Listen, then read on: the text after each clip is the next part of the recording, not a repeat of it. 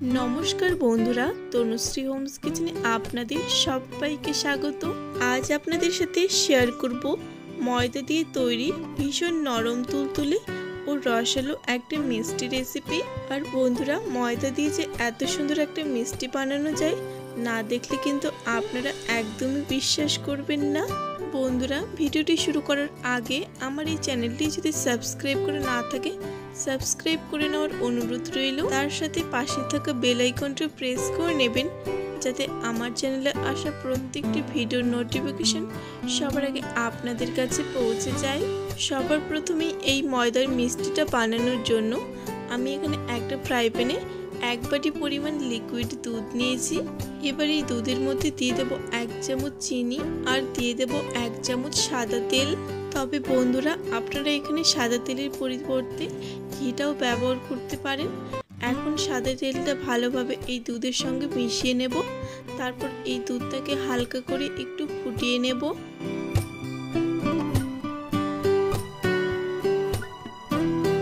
দুধটাকে আমি হালকা করে ফুটিয়ে নিয়েছি। এবার গ্যাসের আঁচটা একদম লো আঁচে করে দেব।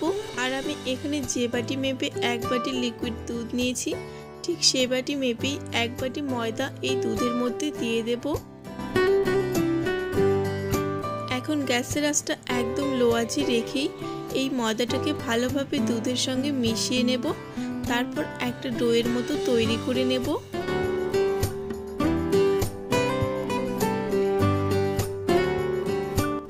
এখানে আমার ময়দার ডোটা তৈরি হয়ে গেছে। এবার গ্যাস অফ করে এই ডোটাকে একটা প্লেটে তুলে নেব। তারপর এই ডোটাকে প্রথমে কিছুটা ঠান্ডা করে নেব। আর এরই মাঝে আমি মিষ্টির জন্য প্রথমে চিনি শিরাটা তৈরি করে নেব। এবার একটা কড়াইয়ে নিয়ে নেব 1 বাটি চিনি আর দিয়ে দেব 1 বাটি জল। এখন দুটো এলাচের মুখ ফাটিয়ে দিয়ে দেব ফ্লেভারের জন্য। এবার এই চিনিটা ভালোভাবে মেল্ট হয়ে আসা পর্যন্ত অপেক্ষা করব।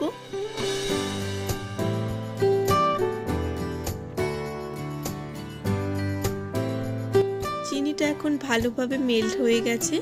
আর এর থেকে আর বেশি এই চিনি শিরাটাকে ঘন করব না, নয়তো মিষ্টিগুলোর ভেতরে এই চিনি শিরাটা ঢুকবে না। এবার আমি গ্যাস অফ করে এই চিনি শিরাটাকে এক সাইডে রেখে দেব। আর এই ময়দার ডোটাও কিন্তু এখন বেশ অনেকটাই ঠান্ডা হয়ে গেছে। এবার এই ময়দার ডোয়ের মধ্যে দিয়ে দেব সামান্য পরিমাণে একটু বেকিং সোডা। এবার এই সোডার সঙ্গে ময়দার ডোটাকে ভালোভাবে মেখে নেব আর একদম একটা সফট ডো তৈরি করে নেব।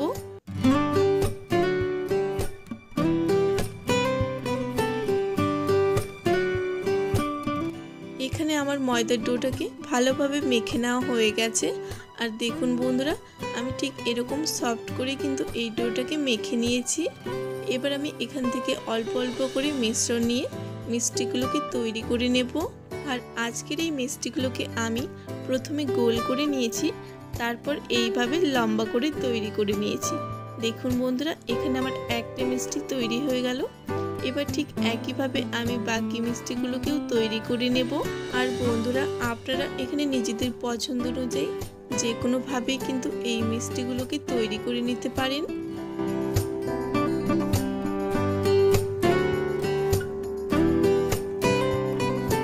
একইভাবে আমি এখানে সমস্ত মিষ্টিগুলোকে তৈরি করে নিয়েছি। এখন এই মিষ্টিগুলোকে ভেজে নেওয়ার পালা। আর এই মিষ্টিগুলোকে ভেজে নেওয়ার জন্য আমি আগে থেকে একটা কড়াইয়ে পরিমাণ মতো তেল দিয়ে তারপর তেলটাকে ভালোভাবে গরম করে নিয়েছি। এবার এই গরম তেলের মধ্যে মিষ্টিগুলোকে এক এক করে দিয়ে দেব।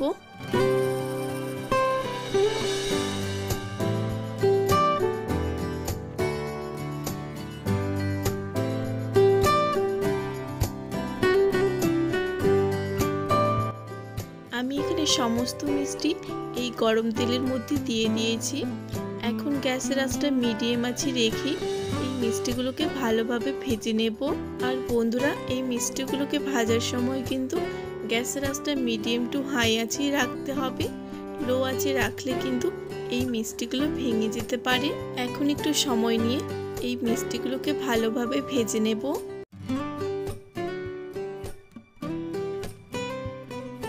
প্রায় 4 মিনিটের মতো সময় নিয়ে গ্যাসের আঁচটা মিডিয়াম আঁচে রেখেই আমি কিন্তু এই মিষ্টিগুলোকে ভেজে নিয়েছি। আর এখন দেখুন বন্ধুরা, এই মিষ্টিগুলো থেকে কিন্তু খুব সুন্দর একটা কালার আসতে শুরু করেছে। এবার আমি আরও কিছুক্ষণ একটু সময় নিয়ে এই মিষ্টিগুলোকে ভেজে নেব। প্রায় 7 থেকে 8 মিনিটের মতো সময় নিয়ে আমি এখানে মিষ্টিগুলোকে ভালোভাবে ভেজে নিয়েছি।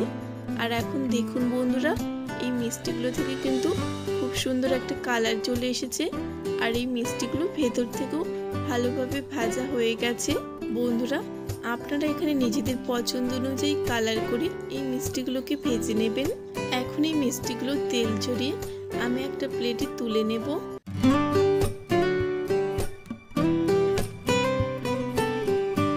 মিষ্টিগুলোকে একটা প্লেটে তুলে নিয়েছিলাম।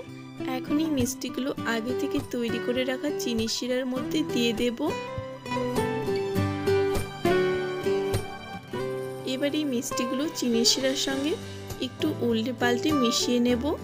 তারপর মোটামুটি 10 থেকে 15 মিনিটের মতো সময় নিয়ে এই মিষ্টিগুলোকে ঢাকা দিয়ে রেখে দিতে হবে।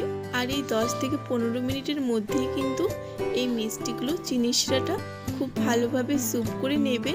আর মিষ্টিগুলো অনেক নরম তুলতুলে ও রসালো হয়ে যাবে। এখন আমি মিষ্টিগুলোকে ঢেকে রেখে দেব 15 মিনিটের জন্য। ফিরে এলাম 15 মিনিট পর। এখন ঢাকাটা খুলে নেব। এখন দেখুন বন্ধুরা, এই মিষ্টিগুলো কিন্তু এই চিনি শিরাটা বেশ অনেকটা স্যুপ করে নিয়েছে। আর এখন এই